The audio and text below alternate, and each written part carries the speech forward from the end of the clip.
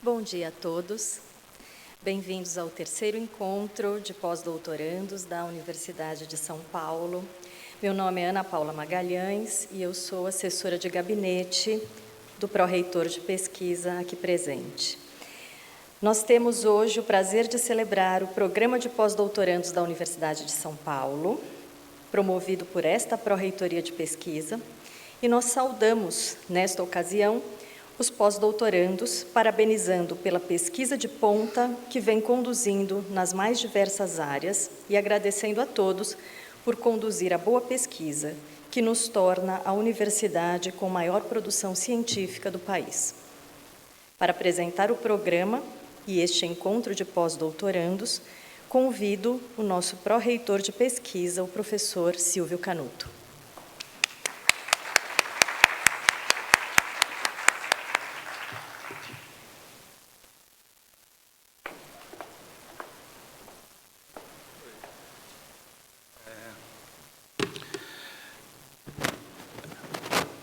Bom dia a todos.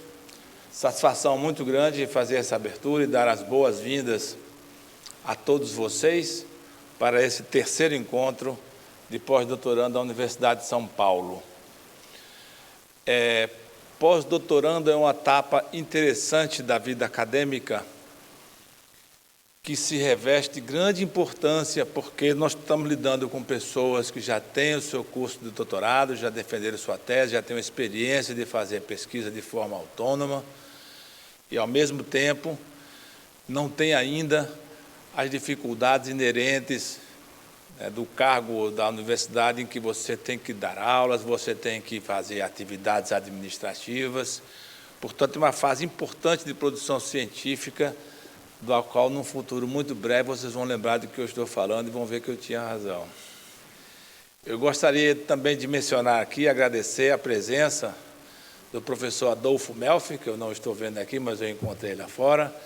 O professor Adolfo Melfi é ex-reitor da Universidade de São Paulo, 2001-2005, que nos honra com a sua presença. Queria também agradecer ao palestrante, que é o Marcelo Crocus. A presença do Marcelo aqui hoje, admito, é consequência de uma sugestão que foi feita no segundo encontro de pós-doutorandos, que era abordar um certo tema específico, que é a questão das boas práticas, e também permitir maior participação efetiva dos pós-doutorandos no evento. Como eu disse, então, os pós-docs são muito importantes na universidade e são motivo de grande preocupação na pró-reitoria de pesquisa. Preocupação no bom sentido, ou seja, estimular a participação de pós-docs. E nós verificamos nos últimos anos um número crescente, tem aumentado o número de pós-docs na Universidade de São Paulo.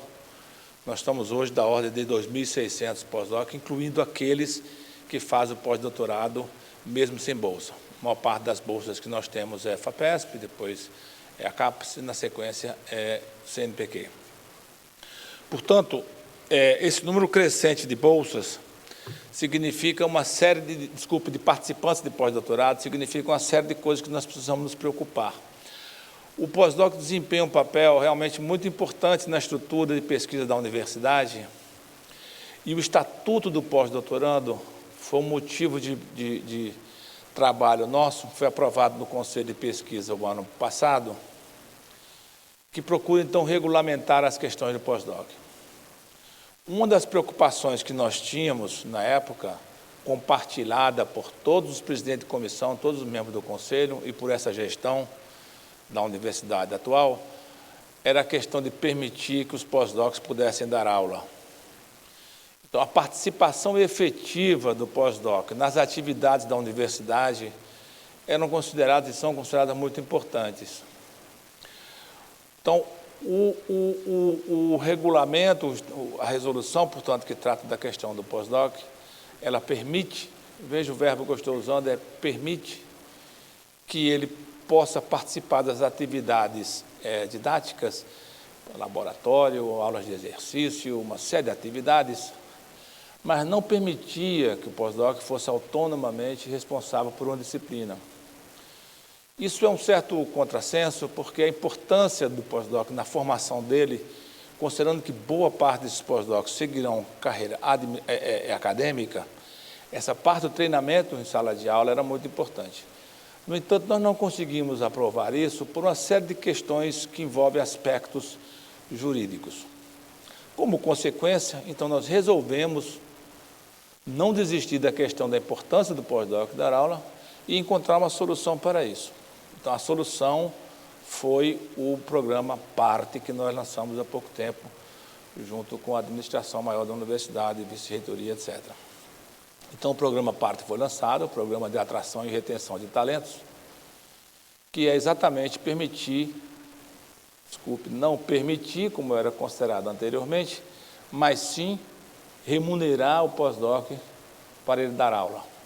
Assim, nós conseguimos o objetivo, que é dar ao pós-doc o treinamento acadêmico, didático, e, ao mesmo tempo, remunerá-lo por essa atividade. O programa foi lançado, as inscrições foram encerradas e nós estamos no processo de avaliação. O número de candidatos que nós recebemos é 3 vezes maior o número de vagas que nós disporíamos a partir do recurso orçamentário que nós dispunhamos. Portanto, nós estamos no processo de seleção e é aquele momento em que você tem a satisfação muito grande de ver excelência entre os candidatos e, ao mesmo tempo, um pouco de frustração pela dificuldade de selecionar um número de 1/3. Então, com isso, nós ontem comunicamos que não conseguiremos cumprir o prazo que seria anunciar os resultados até o final dessa semana, mas seguimos trabalhando e lançaremos muito brevemente, porque nós queremos que vocês, os selecionados, desempenhem suas atividades a partir já do ano que vem. Portanto, ao mesmo tempo, quer dizer a justificativa para o lançamento do PARTE e, simultaneamente, dizer que nós estamos efetuando as avaliações. Essa questão do pós-doc, como foi colocado aqui, ele tem um outro aspecto importante, que é a preservação da liderança na Universidade de São Paulo. Na verdade, em qualquer universidade, você tem que se preocupar com a criação de novas lideranças. Portanto, o pós-doc hoje serão as lideranças que nós teremos, não só na universidade, como no país, para desenvolver pesquisa científica, de qualidade. Portanto, só para lembrar que, no mesmo mote, embora nessa questão não seja específico do pós-doc, porque nós estamos mirando agora os jovens docentes da universidade, aquilo que nós esperamos que alguns de vocês, ou muitos de vocês, sejam no futuro muito próximo. Então, nós lançamos uma premiação, que é uma premiação sobre novos talentos. Então, novas lideranças e de pesquisa na Universidade de São Paulo. Este programa, chamemos assim, ele já foi feito, já foi analisado, os candidatos já foram selecionados e a premiação ocorrerá na sexta-feira à tarde. Tem um aspecto muito importante nesta premiação, que nós enfatizamos que as pessoas que seriam premiadas não seriam necessariamente aquelas pessoas com os melhores índices bibliométricos. Índices bibliométricos, fatores H, número de artigos publicados, etc., são indicadores, mas não são definitivos. Portanto, o que nós queremos é justamente ter a capacidade de selecionar pesquisa de qualidade. Todos os prêmios, portanto, e serão 8 prêmios correspondentes às 8 grandes áreas, todos os prêmios terão uma citação, ou seja, o premiado não será premiado porque ele produziu não sei quantos trabalhos e o outro produziu não sei quantos trabalhos menos 2. Ao contrário, o que nós queremos é pesquisa de impacto, de qualidade, sem necessariamente passar por avaliação curricular. Isso é o que acontece em todos os grandes prêmios internacionais. Ninguém pergunta a um prêmio Nobel, guardando, obviamente, a devida proporção, mas ninguém pergunta qual é o fator H dele, quantos artigos publicados ele teve. Então, há uma citação, ele ganhou o prêmio por tal e tal alcance e feito. Portanto, eu gostaria de convidar todos vocês também para estarem presentes na sexta-feira à tarde, que esse é o primeiro prêmio que é colocado, portanto, prestigiar as novas lideranças, novos alcances científicos que são atingidos na Universidade de São Paulo. Finalmente, eu queria chamar a atenção só de 2 últimos aspectos. Um é específico do que vai ocorrer aqui e o outro é uma novidade que também vai ocorrer aqui. Então, cada vez mais existe uma preocupação enorme no mundo com a questão das boas práticas. Boas práticas no sentido amplo da palavra. Não estamos referindo somente a questões de plágio, questão de fabricação de resultados, mas boas práticas no sentido amplo. Não é concebível numa área científica que experiências não sejam reproduzidas. Ora, a importância da ciência é exatamente que um experimento feito em qualquer lugar pode ser reproduzido em qualquer outro lugar. Portanto, tem dois aspectos importantes em relação a isso. Um é o conceito de ciência aberta, Open Science, para o qual a Pró-Reitoria também tem dedicado um esforço muito grande, e nós já realizamos 2 eventos discutindo questões de Open Science, o que significa, portanto, disponibilização de dados. Os dados são disponibilizados não somente para, eventualmente, não permitir que experiências não sejam reproduzidas. Não estamos somente preocupados com a questão de inibição de fraudes, etc., mas estamos também preocupados com a questão de você compartilhar com seus colegas dados de maneira sustentável. Ou seja, os dados, resultados, os experimentos que foram feitos por algumas pessoas que já fizeram as suas publicações podem ser disponibilizados por outros. Esse é um conceito enorme que aparece também na ciência e cada vez mais crescente, e no qual nós temos nos dedicado bastante, o que requer a existência de repositório de dados, etc., que nós já temos também um repositório de dados. Mas existe também a concepção e a educação e a conscientização do que significam boas práticas científicas no sentido amplo. Então, a Pró-Reitoria tem um guia lançado, Guia de Boas Práticas. Você pode se perguntar, mas para que um guia de boas práticas? Se você tem o Manual de Boas Práticas da FAPESP, o Manual de Boas Práticas da Holanda, o Manual de Boas Práticas, mas são manuais muito extensos, e que nós criamos foi um manual, um guia curto, direto, objetivo, que permite não somente as pessoas terem acesso a indicadores de boas práticas, mas também utilizar isso para educar os nossos jovens que entram na universidade. E este é um dos temas que será abordado aqui relacionado com questões de boas práticas. Finalmente, e último aspecto que eu quero mencionar, é que esse ano nós temos uma novidade. E essa novidade significa a apresentação do Flash Talks. Ou seja, desafiamos vocês, e vários de vocês aceitaram esse desafio, de apresentar o seu resultado de forma clara em apenas 1 minuto e meio. Então, significa que você tem que ter um poder de síntese, tem que ter muito claro qual é a importância do seu trabalho e tem que, obviamente, se desdobrar na sua capacidade de comunicação para que em 1 minuto e meio você apresente o seu trabalho, que deve ter sido feito por um período naturalmente longo, 1 ano, não sei.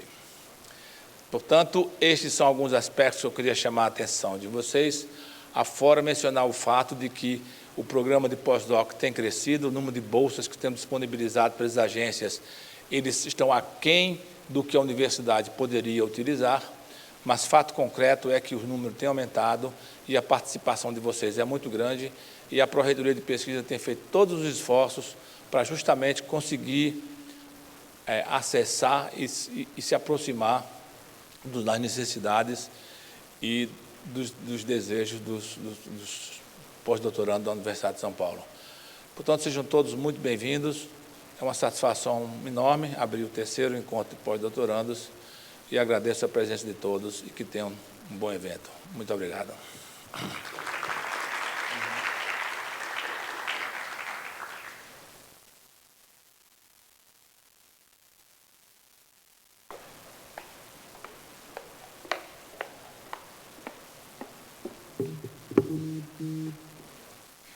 As boas práticas acadêmicas são um tema que ultrapassa a ética nos procedimentos da pesquisa e a integridade na publicação dos resultados.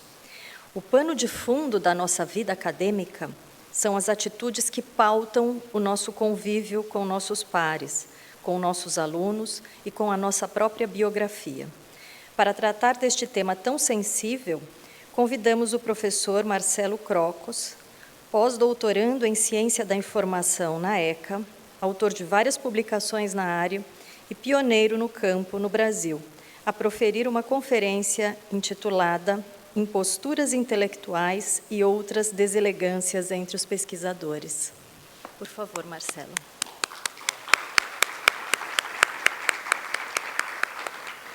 Muitíssimo obrigada.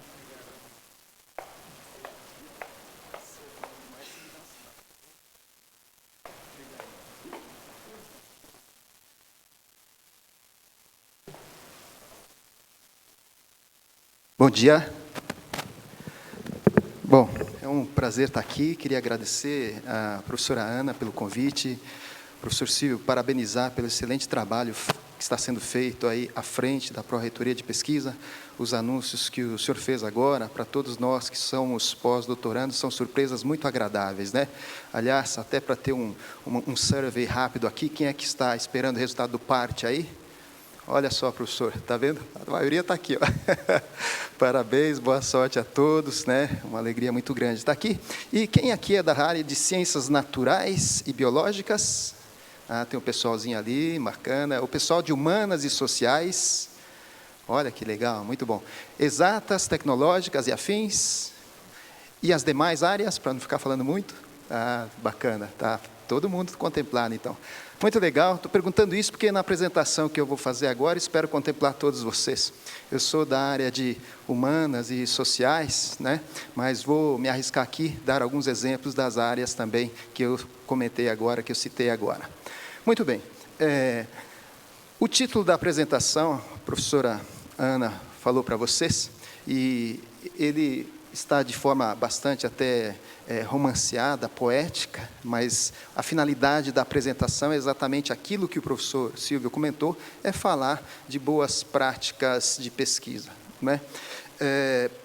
E a primeira coisa que eu quero falar é sobre o título, né? Quem aqui conhece esse livro chamado Imposturas Intelectuais? Alguém conhece? Olha, poucas pessoas, pouquíssimas, né? E é bem interessante, eu vou contar a história para vocês. Então, o título vem daí do livro, estou citando para ninguém falar que eu plagiei, né, a capa do livro. Em 1996, o professor Alan Sokal, que é um dos autores do livro, professor de física da Universidade de Nova York, escreveu um texto sobre gravidade quântica como uma figura de linguagem. E submeteu esse artigo para uma revista americana muito prestigiada na área de cultura e humanidades, chamada Social Test. E o paper foi aceito e publicado. Assim que o paper foi publicado, o Alan Sokal veio a público falando, olha, isso é uma maior trollagem, isso é uma presepada. Esse paper tem um monte de besteiras escritas que eu escrevi, e eu submeti para ver o processo de avaliação da revista, uma das mais prestigiadas dos Estados Unidos. Imagina a repercussão que esse caso teve, e foi realmente assim um problema muito sério, né? Porque ele expôs a fragilidade do processo de avaliação no meio da ciência, que precisa ter, indiscutivelmente, duas coisas, né? Validade e confiabilidade. E o que ele fez foi colocar em xeque a confiabilidade do processo científico. E por que ele fez isso? Depois, virou livro, né? Virou uma discussão acadêmica muito intensa, e um outro livro falando depois do caso Sokal, né? Depois do hoax, em que ele fala, olha, o objetivo aqui não foi expor ninguém, foi falar assim, olha, nós temos fragilidades e precisamos melhorar isso, porque estamos expostos não a nós mesmos, a opinião pública, a validade da ciência. Então, impostura, né, no caso do Sokal, aí foi uma trollagem que ele fez. Em 1996 aconteceu isso, né? Agora, pergunto para vocês, hein? Quem aqui já ouviu falar de Michael Jackson? Levanta a mão. Ah, todo mundo, obviamente, né? Tá certo. Quem aqui já ouviu falar de Max Weber? Levanta a mão. Até o pessoal das naturais levantaram a mão, ó, tá vendo? Tá legal? O que Michael Jackson tem a ver com Max Weber? Ninguém levantou a mão, né? E quem já ouviu falar aqui de Ron Jeremy? Levanta a mão. Pô, algumas pessoas levantaram. Ron Jeremy, né? Essas três pessoas, as duas mais conhecidas, um músico de pop conhecido e consagrado no mundo inteiro, Max Weber, pesquisador da área das ciências sociais e também, né, todos nós estudamos ele lá no ensino médio já, pelo menos, né? E o Ron Jeremy é um dos atores pornôs mais famosos do mundo, né, do cinema americano. O que os três têm em comum?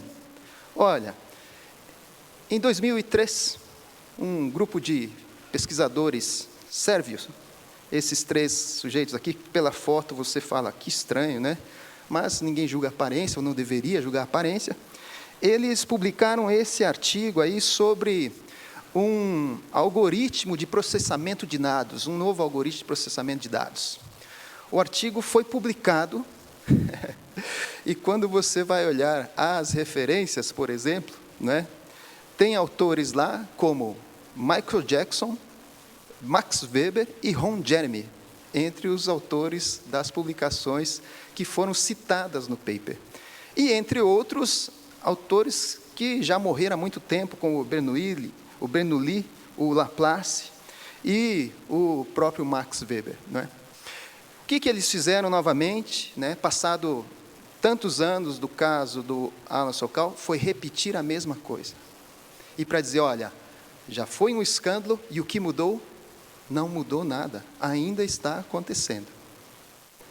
De novo, então aqui, né, a gente poderia falar, olha, mais do que uma impostura, né, uma deselegância, mas esses casos todos nos levam a refletir sobre essa questão da conduta na ciência, dos procedimentos, né, das posturas.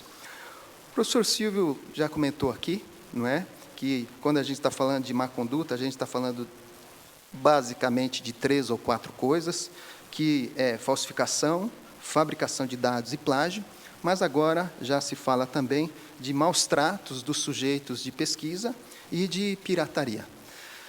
Olhem só, já tem periódico na área das ciências humanas e sociais que, para aprovação de um relato de pesquisa, pergunta se o projeto passou pelo Comitê de Ética em Pesquisa.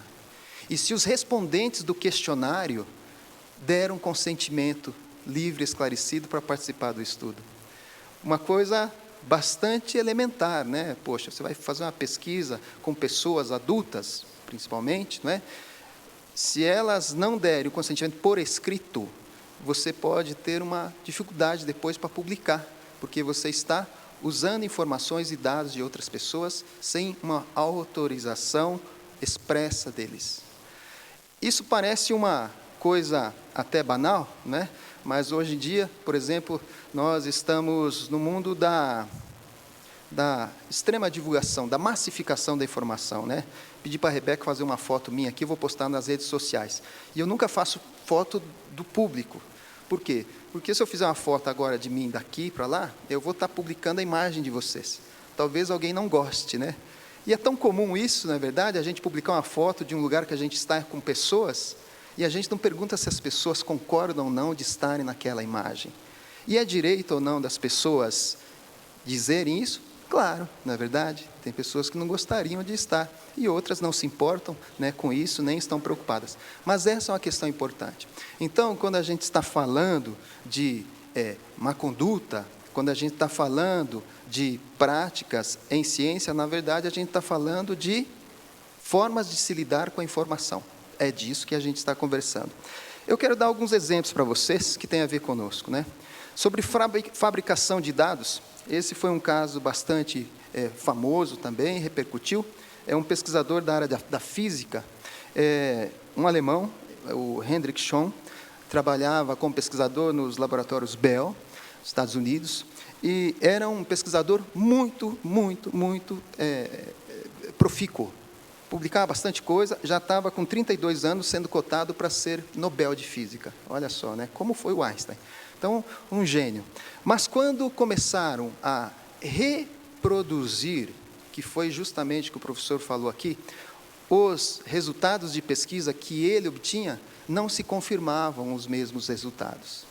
Então, começou-se a colocar em dúvida a credibilidade daquilo que ele estava publicando com tanto volume, né, e celeridade, aquela quantidade imensa de artigos. E com essas tentativas de reprodução, e não se confirmavam, começou-se a questioná-lo, e, enfim, se descobriu que era um embuste a produção científica dele.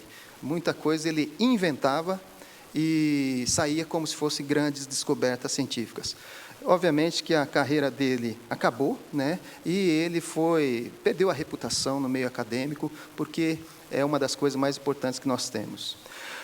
Falsificação de resultados, a gente já vê também algumas publicações mostrando a preocupação com isso. E aqui eu tenho alguns exemplos publicados no campo das ciências naturais, não é? Então, não é a minha especialidade, mas, aqui nós temos uma imagem, e aqui a mesma imagem, eu não consegui achar o pointer aqui. Mas, como vocês estão vendo, a imagem original está à esquerda e à direita está a imagem manipulada, né? Você percebe que a imagem número 3 tem uma alteração feita em Photoshop, provavelmente, né? É apagado um sinal ali da marcação. E aqui embaixo, né, outra reprodução. Então, você tem a letra B e a quarta imagem aqui, que seria a letra C, não é? Que apresenta a mesma coisa, mas ao invés de ter uma supressão, tem um acréscimo na imagem. De novo, o Photoshop, né? um copia e cola na imagem do meio. Então, isso é o quê? É falsificação de resultados. É um dado adulterado. Esse tipo de coisa está aí demonstrado, publicado, para dizer isso acontece. Isso é realidade no meio acadêmico. E o que a gente pode se perguntar, e talvez alguém já está se perguntando, mas e qual é a extensão disso, Marcelo? Qual é o tamanho disso? A gente já chega lá. Mas ainda, uma outra forma de má conduta que a gente tem verificado que está acontecendo, são as fraudes autorais. Eu estou falando fraudes autorais e não especificamente plágio, embora haja pelo menos 6 tipos de plágio, e a gente acha que plágio é só copiar e colar. E isso é um problema, porque por esse motivo, 6 em cada 10 pesquisadores profissionais cometem plágio sem saber. Eu vou repetir, tá? Não é entre pós-doutorando, não é entre aluno de graduação. Eu estou falando 6 em cada 10 pesquisadores profissionais da área de ciências sociais, especificamente de negócios, que é a área que eu atuo e estudo, cometem plágio nas suas publicações em periódicos A1, A2, nesse nível. Por quê? Porque o plágio, né, para nós, é simplesmente, muitas vezes, a presunção de esclarecimento que se trata de copiar e colar. Mas é mais do que isso. Vamos ver esse exemplo aqui, que eu elaborei para vocês? Então, nós temos aí, né, daquele lado de lá, um trecho de um texto aleatório que eu peguei, que é de uma autora chamada Rios. Ela publicou na revista Séries, isso em 2009. Veja que são 2 parágrafos. No primeiro parágrafo, ela cita uma fonte que é Welch e outros, e no segundo parágrafo ela cita uma fonte que é Adams e outros. É uma publicação da área de ciências naturais, certo? Até aí tudo bem, né? Digamos que eu estou fazendo o meu trabalho de pesquisa, o meu relato de pesquisa, e eu encontro essa publicação da Rios, com esses autores. E eu falo, poxa, essa informação é o que eu estou discutindo na minha pesquisa. Eu quero usar essa informação. Então, o que eu faço? Um pesquisador em nível mais primário, ele usa muito o recurso do citar de forma direta, né? Copiar e colar. Fazendo isso direitinho, entre aspas, ou no recuo, está tudo certo, não tem nada errado. Mas a gente, fazendo pesquisa, vai descobrindo que isso não pega bem, porque o texto não fica bom e fica um retalho, né? O nosso trabalho fica uma colcha de retalhos. Então, a gente aprende que tem que parafrasear. Pesquisando o assunto da escrita científica, eu tenho descoberto que, em geral, nós não sabemos parafrasear.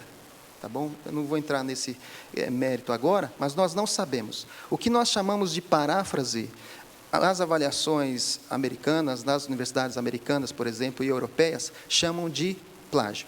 Tá? O que é a paráfrase? Não vem ao caso, mas eu fiz uma paráfrase aqui do lado desses 2 parágrafos. Então, eu escrevi assim, estudos têm demonstrado o aumento da retenção de ferro e zinco em aves e pessoas adultas alimentados com grãos com baixo teor de fitato. Eu escrevi esse texto. De onde eu tirei essa informação? Desses 2 parágrafos. E eu poderia citar as fontes de onde essas informações foram extraídas, que é quem? Welch e Adams. Certo? Se eu faço isso no meu texto, seja em qual área for, naturais, exatas, humanas, sociais, qualquer área, linguagens, eu estou cometendo um plágio. E isso é chamado de plágio de fontes, com literatura sobre isso. Faz sentido para você isso? Poxa, não faz sentido, né? Estou citando as fontes, fiz as referências. Agora, de acordo com a convenção, você consultou essas obras? Eu falo para vocês, não. Eu consultei a obra da Sarah Hills e outros, não é verdade? Então, eu estou dizendo o que a Sarah Hills disse, que Adams e Welch falaram. Eu posso fazer isso no trabalho? Posso, e aí eu tenho que usar a anotação correta, que é fazer a citação da citação. É usar o APUD. E a gente aprendeu já desde a graduação que APUD você não usa, é um negócio que você aprende para não usar. E por que não usa? Porque é trabalho de fofoqueiro, né? Você está falando, olha, fulano disse que ciclano contou, em ciência a precisão fica comprometida, né? Como é que você faz um negócio desse? Então não faça APUD. Mas as pessoas não fazem o APUD, mas podem fazer isso, que está no primeiro exemplo, que é pegar as fontes alheias e citar como se tivesse consultado originalmente. Quando eu falo com meus alunos de graduação isso, alguns falam assim, mas professor, quem é que vai descobrir? Como que descobre isso? Eu falei, é muito difícil. Pode acontecer, né? Por exemplo, eu fiz a paráfrase, mas se eu estou numa banca e o que eu escrevi ali não tem nada a ver, o pessoal de Naturais pode falar, ó, isso aí não tem nada a ver, eu estou me expondo por quê? Porque eu estou dando carona para bandido, né? Ó, não tem nada que ver, ele está comigo. Eu falei aquilo que algum outro autor contou, mas que não corresponde à fonte original. Ele distorceu, ele se perdeu na interpretação. Você está entendendo o risco? Tem um risco aí de uso da informação de terceiros. Então, qual que é a recomendação, a dica? Encontrou a fonte? Consulte no original. E a diferença que vai fazer no modo de citar, seja em cima ou embaixo, né, é o fato de ter consultado a originalidade da informação. Que diferença isso faz? Faz muita diferença em termos de precisão e faz diferença do ponto de vista da conduta. É ser honesto, sincero com a forma que você obteve a informação. Preciso? Perfeito? Muito bem. Eu vou adiante e depois, obviamente, que a gente volta a isso nas perguntas e comentários de vocês. Agora, isso saiu publicado recentemente, foi em março, agora de 2019. O professor Mário Biagioli é um dos pesquisadores interessados nesse tema, especialmente do plágio e da escrita científica, e ele publicou esse artigo numa revista chamada Trends in Chemistry, que ele está falando sobre uma nova modalidade de plágio. Essa nem está na literatura ainda, que eu estou chamando de plágio ao avesso, tá certo? Mas ele está chamando aí de uma forma de autoria fantasma. Vocês vão até achar um absurdo, mas é fato isso, está acontecendo. Ao invés de você não, né? Pelo amor de Deus, você não. Ao invés de alguém pegar um texto de outra pessoa e colocar o próprio nome, que é o plágio, né? Que é a falsificação autoral, a fraude autoral, há autores que fazem o seguinte, escrevem o texto, são os autores, mas acrescentam nomes de outras pessoas, que podem ser pessoas que não existem, autores fantasmas, de instituições que existem, né? Então, você coloca um autor fantasma, sei lá, da Universidade de Nova York, da Unicamp, ou pode ser nomes de pessoas que existem, mas sequer imaginam ou sabem que foram colocadas como autores naquele trabalho. Isso pode acontecer? Isso está acontecendo. E por que motivo uma pessoa poderia fraudar a própria publicação, acrescentando nomes de pessoas que não ajudaram a escrever ou a fazer o trabalho? O Mário Biagioli está falando que tem 2 motivos aí que estão sendo investigados. O primeiro motivo é sair do foco de atenção.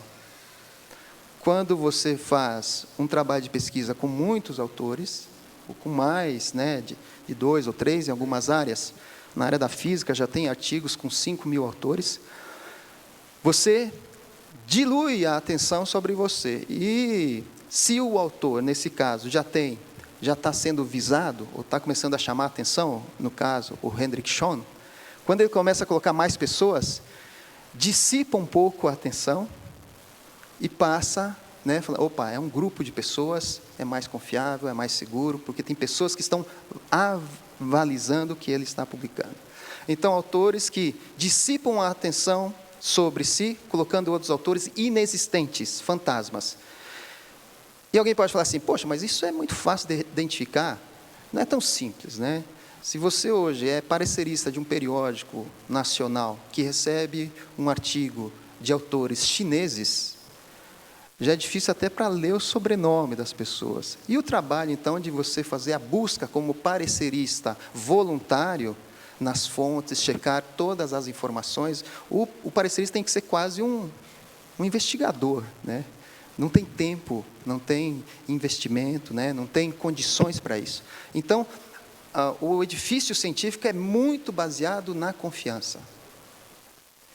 E, nesses casos, é que existem as fragilidades de publicações que podem sair dessa maneira, com autores fantasmas. E um outro motivo que o Mário Biagioli chama a atenção tem a ver com o fato de autores novos, recentes, colocarem nomes de autores famosos, reconhecidos, para aumentar a aceitação no processo de avaliação. Né? Obviamente que o processo de avaliação é blind, mas no processo de recepção do artigo, o editor pode saber quem são os autores, pode ver. E isso até começa a ser até uma questão discutível, necessária. Por quê? Por causa desses riscos, né, de sair publicado um trabalho que depois, né, o professor citou a presença do professor Melfi aqui, né, um artigo sai publicado com o nome de autor, de uma pessoa de reconhecimento, acaba tendo mais possibilidade de citação depois de publicação. Perfeito? Por quê? Porque a comunidade conhece e esta pessoa, junto com o autor desconhecido, é o avaliador, é o avalizador, né? É quem credencia, né, aquela publicação. Então, também esse pode ser um motivo de fraude autoral, agora de forma às avessas, de invenção de autores que não concordaram com a publicação ou que sequer existem. E outro motivo forte, então, para essas ocorrências, tudo, no fundo, tem a ver com dinheiro, com poder, não é isso? Se faz o diabo em nome do dinheiro e do poder, não é verdade? Vejam só, esse é um exemplo de um trabalho publicado nessa revista do MIT, em 2017, mostrando como que, por exemplo, o governo chinês tem incentivado a pesquisa científica no país por meio do reconhecimento financeiro. Então, em 2016, autores, pesquisadores chineses que conseguissem publicar um artigo na Nature, por exemplo, tinham um bônus de $43 mil. De reconhecimento, de prêmio, incentivo, não é? Então, o que existe também no mundo da ciência hoje, e tem a ver com isso que o professor falou agora há pouco também, que é essa métrica de avaliação do nosso trabalho, muito voltada para o volume de publicação que a gente tem e onde que a gente publica. Isso acaba sendo uma forma de avaliar que, de certa forma, sistemicamente incentiva a fraude. A quantificação, o interesse que muitas vezes enfia os pés pelas mãos no sentido de fins e meios. Então, para conseguir publicar num periódico com um alto fator de impacto, o autor pode, de repente, fazer o diabo, até inventar pessoas que não existem ou colocar nomes de autores que não existem, né? E aí tem a lista de outros papers também, né? Os mais fraquinhos, com $400 de premiação. E isso existe, né? Em vários locais, instituições, existe esse incentivo à publicação em periódicos de relevância e que acaba sendo um estímulo para os pesquisadores e pode causar conflito de interesses. Bom, e aí nós chegamos, então, apresentado o problema para vocês, a duas perguntas fundamentais. Qual é o tamanho disso? Né? Em cada 100 pesquisadores, Marcelo, quantos fazem isso? Né? E de quem que é esse problema? É do pesquisador, é da instituição? Se eu não faço, né, por que eu tenho que estar aqui ouvindo essas coisas? E eu retomo aqui essa publicação norte-americana, que é de várias instituições de pesquisa. A primeira edição foi na década de 1980, quando lá no hemisfério norte, tanto nos Estados Unidos quanto na Europa, começou-se a discutir essas questões que nós estamos falando agora. E essa publicação é sobre o que é ser um cientista. É um livrinho, está disponível na internet para baixar em PDF, tá? Recomendo a vocês. Muito bacana. Diz o seguinte, né? Em um trechinho aí, olha só. As pesquisas têm mostrado que muitos pesquisadores estão envolvidos em práticas de má conduta. Então, ó, década de 80, eles estão falando, ó, não é pouco não, é bastante. Esses problemas acontecem e é mais do que a gente está imaginando. Daí, olha, este trabalho publicado em 2011, confirma isso, que lá na década de 90, né, eles estavam falando. Olha só, o aumento das retratações na PubMed e na Web of Science, que são 2 portais com maior número de periódicos aí citados. E por que as retratações? Note que metade das retratações se devem à má conduta, que é o que está aqui no começo, ó. Fabricação e falsificação, plágio e autoplágio. Então, vejam só, de 2001 para cá, isso explodiu. E aí eu pergunto para vocês, o que vocês acham? Isso explodiu por quê? Porque só de 2000 para cá aumentou? Ou antes existia e ninguém via? Isso é uma pergunta que cabe, não é? Hoje, né, será que a fraude, será que esse problema que nós estamos falando aqui hoje é de um ou outro, ou ele é maior do que a gente enxerga? Esse livro é da década de 90, veja, mais ou menos da mesma época, e a autora, Marcelle Lafollette, fala a mesma coisa, fala, olha, tem aumentado a ocorrência de má conduta, e os padrões de comportamento têm sido elevados, ou melhor, detectados. Muito obrigado. O potencial para a conduta antiética sempre foi inerente à ciência ou inerente ao modo como a pesquisa é conduzida. Nesse livro, ela fala outra coisa. Ela fala assim, olha, o aprimoramento científico melhorou muito. Nós já estamos falando né, de inteligência artificial. Mas, e a qualidade dos valores e princípios humanos acompanhar o desenvolvimento das nossas capacidades técnicas? É uma pergunta que ela faz.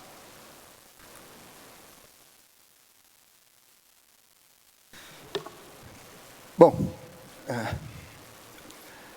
e aí eu entro numa questão que eu vou indo para o encerramento já, tá? Hoje, no mundo dos negócios, né, se começa a falar sobre compliance. Não sei se vocês já ouviram falar desse termo, né? E eu estou começando a comentar sobre ele no meio científico. Acho que a gente precisa pensar em compliance na ciência. O termo vem de comply, que é obedecer às regras, estar em conformidade, e no mundo dos negócios, as medidas de compliance têm a ver com conformidade dos procedimentos em função daquilo que é combinado. Então, se a instituição tem uma política de dress code, é ver se realmente os funcionários se vestem de acordo com aquela política. Se a instituição não tem uma prática, por exemplo, de ouvidoria de forma isenta, precisa implementar isso do ponto de vista do funcionamento operacional e descrever isso do ponto de vista das regras para os clientes, usuários e colaboradores. Isso é compliance, é ver se as regras estão sendo cumpridas, tá certo? Mas na ciência a questão é, quem regula a atividade científica? Né? Quem audita? Quem checa se aquilo que eu publiquei de fato foi aquilo que aconteceu? Talvez, como o professor Canuto falou, se os pares quiserem reproduzir o meu estudo, eles vão ter que ter acesso aos meus dados, ou reproduzir nas mesmas condições que eu descrevi, certo? Muito bem, mas isso é feito por pares, não é? As instituições acreditam e confiam que o pesquisador fez aquilo que ele está descrevendo. E onde tem controle, qual é a efetividade desses controles? Tem muitas instituições, em relação a plágio, já tem escrito o que é, o que não é. Por exemplo, o MIT tem isso no manual do aluno, o que é plágio, o que não é, e o que vai acontecer se você cometer plágio. Desde uma penalização de nota 0, até uma expulsão. A Universidade de Cape Town, na África do Sul, diz que, olha, se a gente descobrir que você fraudou o texto, mesmo que você tiver formado depois de 15, 20 anos, nós vamos caçar seu diploma, tá? Então, veja, isso é política institucional. Mas qual é a eficácia depois dos controles? E qual é o limite da validação e da confiança do trabalho dos pesquisadores? Né? Em que medida a gente tem que confiar realmente de peito aberto, falando, olha, cientista não mente, cientista não tem interesse, é só amor à causa, ao conhecimento. Né? De cada 10, quantos, né? Muito bem. Mas antes de responder isso, a pergunta que eu acho que tem uma relevância muito grande, é o começo de tudo para nós que estamos na trilha da pesquisa, é o que é produzir conhecimento? O que é ciência, né? E, obviamente, tem uma dimensão muito bonita, e poética até, que eu gosto dessa, do século XVII, do Amos Comênios, de um livro chamado Didática Magna, que lá no comecinho fala essa frase que eu acho que é um mantra. Não há nenhum mal para o qual o conhecimento não traga alguma melhoria. Fantástico. E aqui é o conhecimento científico, artístico, cultural, é o Grande Sertão Veredas, tá bom? 100 anos de solidão, e também são os trabalhos científicos que estão surgindo agora para falar, por exemplo, de inteligência artificial e tudo isso. Aliás, um parênteses aqui, o Elon Musk está desenvolvendo tecnologia de escrita de textos de forma artificial. Você coloca, dá um exemplo, coloca 20 papers dentro de um repositório e a inteligência artificial escreve o texto citando e referenciando todo mundo. Né? Tá, isso é só um spoiler do que vem por aí. Bom, é outro problema para a gente se preocupar, né? Mas, nesse livro, Um Bias Cientista, eu estou já indo para o final aqui, tem 3 coisas que têm a ver com esse princípio científico, que é produzir conhecimento para tornar a vida humana melhor. Primeiro, os pesquisadores têm a obrigação de honrar a confiança de seus colegas. Então, primeiro, é pessoal. Você tem o compromisso de não decepcionar os seus colegas. Segundo, você tem uma obrigação com você mesmo. Sabe aquela história da citação? Quem é que sabe isso, professor? Quem vai ver? Você. Você sabe que está errado. Então, é um compromisso de você não fazer o que está errado. E terceira coisa, os pesquisadores, para produzirem conhecimento que tem a ver com a sociedade, impacto na sociedade, têm o dever de agir em função do interesse público. Né? Então, são 3 princípios fundamentais para a prática científica, que resultam em quê? Olha só, um dos últimos parágrafos do livro. Olha, os valores nos quais a ciência está baseada. E quais são esses valores? Honestidade, justiça, colegialidade e abertura servem como guias para agir na vida cotidiana, bem como na pesquisa. Né? Isso é desejável em qualquer área. Esses valores têm ajudado a produzir um empreendimento científico de incomparável utilidade, produtividade e criatividade. Desde que esses valores sejam mantidos, honrados, a ciência e a sociedade irão prosperar. Muito bonito, né? Enfim, né? O que nós fazemos na ciência tem uma finalidade prática, pragmática, que é assim, né? A gente não faz o trabalho de pesquisa de 2 anos no pós-doutorado para entregar um relatório final, né? Isso é muito pouco, não é verdade? Né? Não serve para nada. Eu digo para os meus alunos, se você for um trabalho de conclusão para tirar 6 ou 10, dá na mesma, passa igual. Não vale nada. O que vale é a contribuição que isso vai fazer. E para isso contribuir tem que ir para a vitrine. E aonde que vai para a vitrine? Nas publicações científicas, não é isso? Então, a gente faz trabalho científico para contribuir com a sociedade. E como é que a gente contribui? Pondo na roda, pondo em discussão. Então, nós publicamos para pôr na roda. Né? Nós produzimos conhecimento para publicar, para pôr na roda, nos periódicos, nos portais, enfim. Agora, como esta obra tem a ver com o nosso nome, tem um risco muito grande aí de dano reputacional. Porque quando você põe na vitrine, está possível, está exposto para levar pedrada. E levar pedrada pode ser até para perder a credibilidade. E para terminar, então, o que eu queria dizer, que no final de tudo, o que resta como síntese dessa conversa é o próprio nome. Então, é o meu nome, é o seu nome, o dela, o dele e assim por diante. Não tem a ver com a instituição, não tem a ver com mais ninguém. Tem a ver consigo mesmo. Então, o maior patrimônio de qualquer pesquisador é o nome. Não é a quantidade de publicações. Eu concordo muito com aquilo que o professor Silvio falou aqui. E isso vai mudar, viu? Eu estou profetizando aqui. Essas métricas vão mudar. Ele deu um exemplo aqui do que a Pró-Reitoria vem fazendo de forma disruptiva, né? Premiando pesquisadores jovens que não têm uma extensão de currículo imenso, na verdade, que não têm muitas publicações. E eu lembro muito do Albert Einstein, vocês sabem a história, o pessoal de naturais sobretudo, né? Em 1905, ele publicou um texto sobre a lei do efeito fotoelétrico, que depois, estudando, eu não sou da área de física, viu? Eu só sou curioso. Tem 100% a ver com isso aqui, ó, a teoria do efeito fotoelétrico, viu? Tecnologia de imagem digital tem 100% a ver com isso, descobri depois, todo mundo usa, né? Então, todo mundo deveria falar, obrigado, Albert Einstein. Sabe quando que ele ganhou o prêmio Nobel por causa da publicação da teoria do efeito fotoelétrico? 15 anos depois. Em 1921 foi o reconhecimento disso. E eu fico pensando, poxa, demoraram 16 anos para entender o que ele tinha escrito, né? Então, não é a quantidade de publicação, mas é a qualidade da contribuição, né? Muito bem. E a última coisa, né? Quero terminar aqui falando para vocês o seguinte, né? O nome é digno da obra. O que seria de um pássaro se ele não pudesse usar o ninho? O que seria da ovelha se não pudesse se aquecer com a sua lã? O que seria da abelha sem o mel? E o que seria do boi, que trabalha arando a terra, se não pudesse se alimentar? Isso aqui vai mais ou menos assim. Sic vos non vobis, nidificatis aves. Sic vos non vobis, venera fertis oves. Sic vos non vobis, melificatis apes. Sic vos non vobis, fertis aradra boves. Isso é do século I antes de Cristo, de um autor chamado Publius Valerius, e ele escreveu essa quadrinha para reclamar com o imperador Augusto que um outro autor estava usando os versos dele para ter reconhecimento e vantagens, mas era fraude, porque a obra era dele e não do outro autor.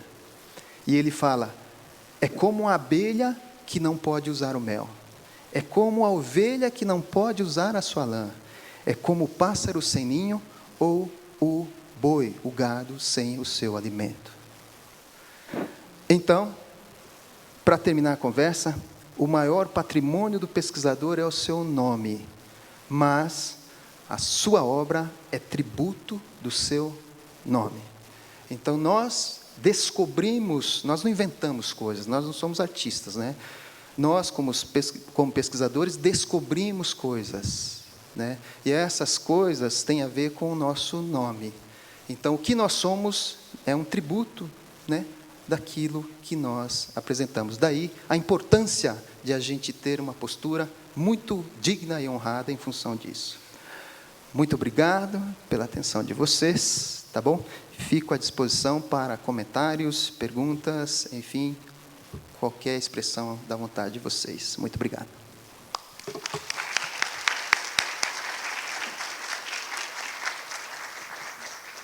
Muitíssimo obrigada, professor Marcelo.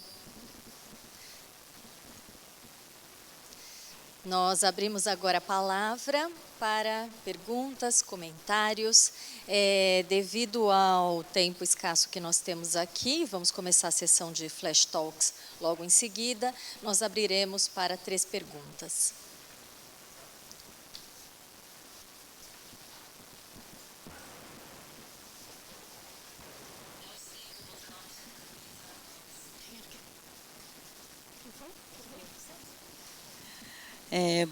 Bom dia, meu nome é Ana Luísa Howard de Castilho, sou pós-doutoranda no ProMUSP do EASH, e realmente me tocou bastante a questão do plágio, especialmente sobre o material primário, enfim, a pesquisa primária que nós fazemos. Infelizmente, aconteceu comigo aqui dentro dessa universidade, de alguém fazendo doutorado, usando meu material primário sem me citar. Então, eu tive, assim, só resumindo, um problema diferente daquele que podia imaginar. Eu consegui ser brigar com a pessoa, né? No final, eu não pude participar da banca, o material, enfim, é público, mas é como se eu ter denunciado, porque eu fiz isso com ela, não fiz orientando, fosse pior para mim, inclusive, que fiz a pesquisa. Então, eu gostaria de saber que instrumentos que a gente tem para não nos afastar. Eu deixei de participar de banca, por exemplo. É absurdo, porque a pessoa plagiou a minha pesquisa. Perfeito. Essa questão é importante e já existe orientações para isso, né? Hoje, o Committee on Publication Ethics, que é um organismo internacional sobre padrões de ética em pesquisa, está dando para os editores do mundo inteiro alguns padrões de organização do processo científico. E uma das orientações que dão nos casos como esse, que o editor da revista seja notificado, e o editor notifica a instituição da qual o autor que é acusado de plágio cometeu o plágio, para o responsável, o diretor, né, o responsável superior pelo autor, tome as providências. E daí, em função do perfil também de cada pessoa, tem a punição. E tudo isso é descrito em flowcharts do COPE, por exemplo. Tá? E é a mesma coisa, outro organismo internacional, que é o Council of Science Editors, também tem essas orientações. E isso está se desenvolvendo bastante, viu? Semana que vem tem um encontro dos editores científicos dos institutos federais de pesquisa aqui de São Paulo, e esse é um tema de discussão. Tá? Então, essas coisas estão sendo aprimoradas, e já tem mecanismos, portanto, internos de coibição e de punição para esses casos, e também tem os recursos jurídicos, que também funcionam, não é? Que é processar juridicamente mesmo, né, para ter os seus direitos. Não vai dar cadeia para ninguém, vai dar uma multa no final, mas é uma forma de ressarcimento. Tá?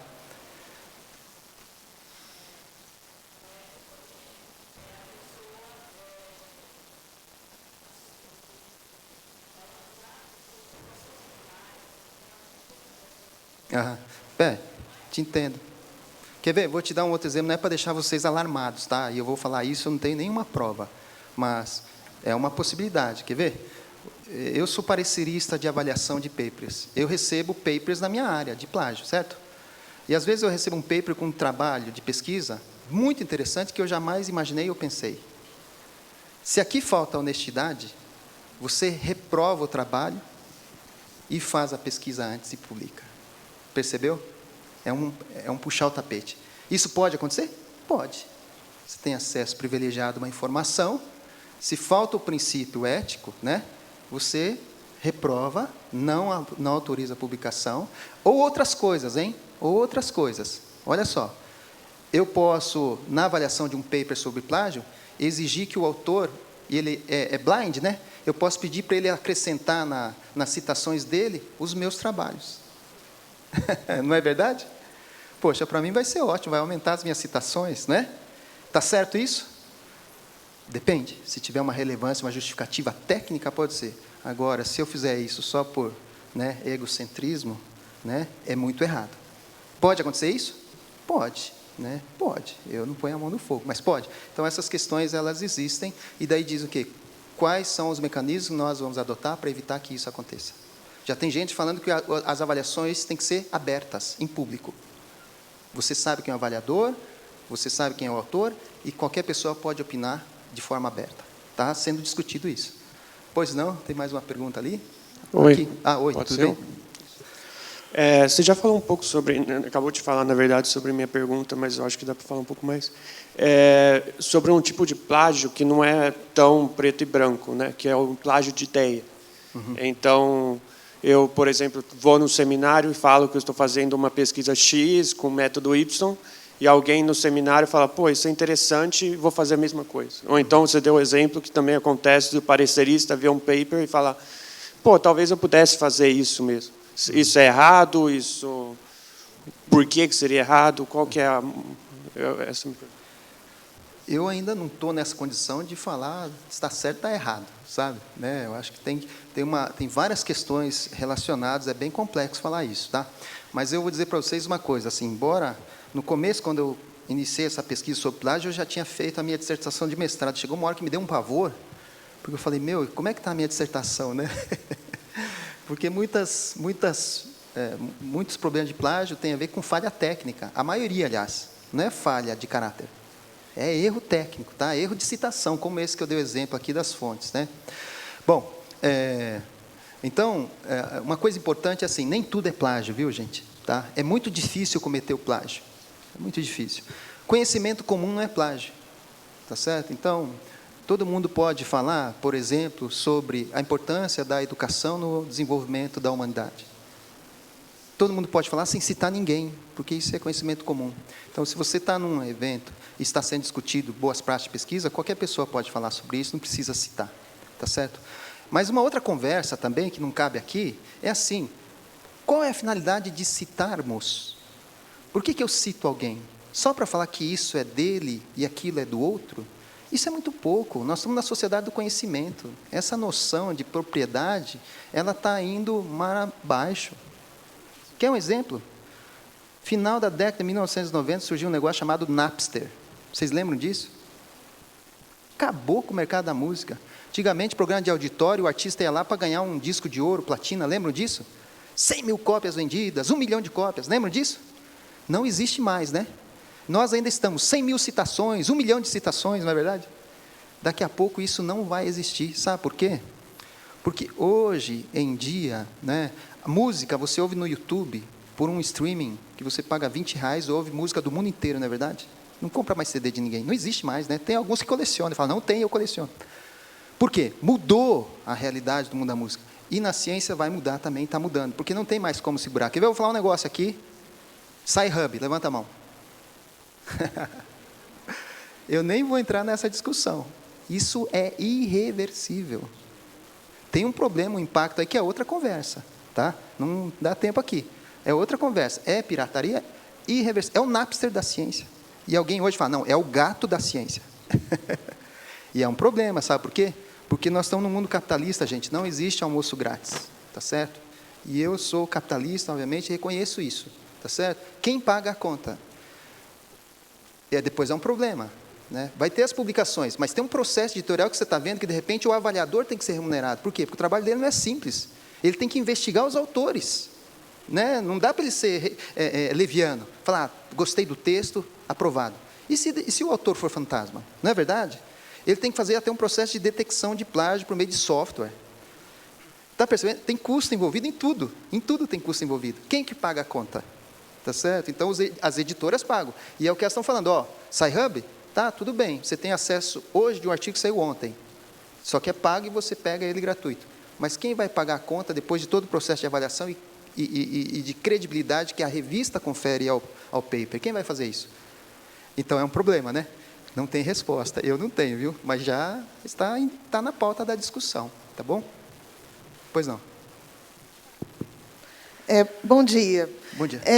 Eu até vou comentar isso que você falou agora rapidamente, de que algumas áreas já estão acabando com a blind review. No caso da área de linguística, né, tem a revista da Abralin, que é a Associação Brasileira de Linguística, está propondo que se acabe com o blind review. Se eu não me engano, a do GEL, que é o Grupo de Estudos Linguísticos de São Paulo, eu tenho a impressão que também, alguns livros que eu fui parecerista também, eles colocaram essa situação de se as pessoas concordariam, em vez de ser blind, de a gente saber de quem a gente está fazendo o parecer e o candidato ali também saber quem que fez o parecer, para coibir esse tipo de exemplo que você mencionou. Eu queria saber a sua opinião sobre isso. E também falando sobre o plágio ao contrário, né, plágio às avessas, acho que você chamou ali, tem acontecido, principalmente, você até mencionou ali a China, alguns eventos da Ásia, de fazerem uma chamada para um evento internacional e colocarem nomes de pesquisadores muito famosos, renomados, como se fossem palestrantes, para atrair pessoas, e depois eles mandam isso, divulgam isso em listas, por e-mail, né? Não fica tão divulgado na mídia, mas chega localmente por e-mail, WhatsApp, WhatsApp, aí, pelas redes sociais, as pessoas da área. E aí as pessoas se inscrevem, pagam uma inscrição caríssima, e faltando uma semana, eles colocam lá que aquele palestrante, infelizmente, precisou cancelar, e aí todo mundo já pagou, e foi esse gato por lebre. Eu queria saber se vocês também, nessas associações e pesquisas sobre más condutas em pesquisa, têm discutido isso também. Uhum. Essa última situação que você falou, para mim, é nova, tá bom? Embora, obviamente, a gente sabe que isso acontece de outras maneiras, né, em outras circunstâncias, mas sem dúvida, também um problema, porque é uma manobra de marketing, né, para mobilizar as pessoas, já sabendo que aquilo não é verdade. Então, é também uma desonestidade, é uma fraude, né, lidar com a boa intenção das pessoas usando de subterfúgios, né? Então, vamos colocar aqui que o Einstein vai estar presente no evento, né, por meio, né, de uma presença holográfica, né, para chamar o público. Isso é desonesto, né? Isso é antiético, isso tem que ser combatido, né? Então, está no pacote aí. Mas você está vendo que tem tanta coisa para fazer, né? Tem tanta coisa para fazer que vai levar tempo e tem muitos desafios antes ainda, viu? Mas é muito pertinente o que você falou.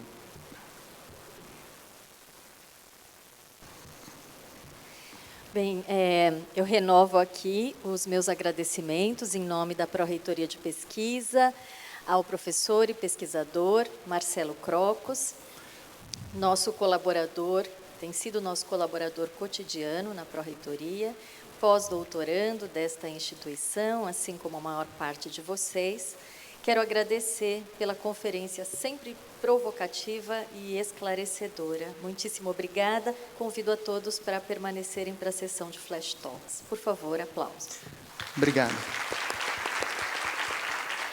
Obrigado a vocês, obrigado, Ana, Pró-Reitoria, viu? Foi um prazer. Boa sorte para vocês no PARTE, viu? Tá? Sucesso, tudo de bom. Obrigado.